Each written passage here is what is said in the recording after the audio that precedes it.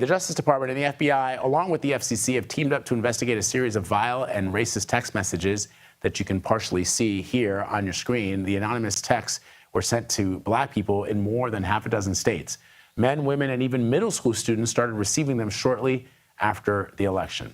Let's bring in Rhona Tarrant. She's an executive editor of CBS News Confirmed team. That is a team that looks to work to understand misinformation and share what is correct out there. And they do all sorts of investigations and things just like this. So, Rhona, tell me a little bit more about these texts, where they came from, and who's been getting them. So the FBI is saying that it's in touch with the Justice Department, but we're also hearing from middle schools, high schools, universities, and 2 attorneys general saying they're also looking into these text messages. So we know they're pretty widespread.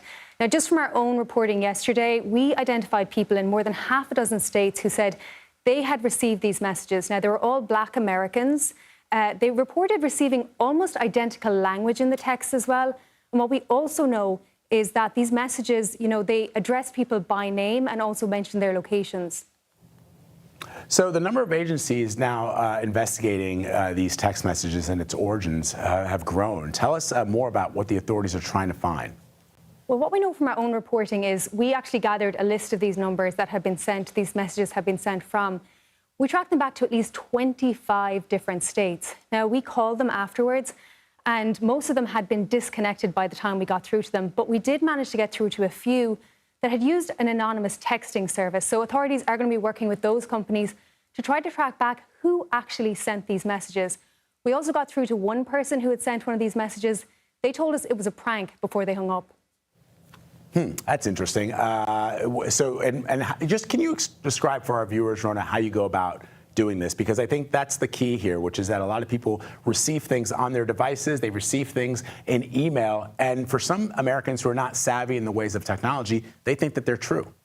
Right, so a lot of people received these on their messages yesterday. They posted about them on social media. And what our team did was we actually just gathered a list of these phone numbers and we just started calling them. So what we know is they came from several different places and we were actually able to see the area codes that they came from as well. We also tracked people down on social media who reported receiving them. We confirmed where they were from, and we also talked to officials across the country. And what it tells us is this is actually a fairly widespread issue. People who received them thought maybe it's just me. What we know is it was sent to several people all around yesterday, started in the afternoon and really picked up towards the evening. So this is definitely a widespread issue across the country. All right, Rhona Tarrant for us this morning. Rhona, thank you very much. Appreciate it.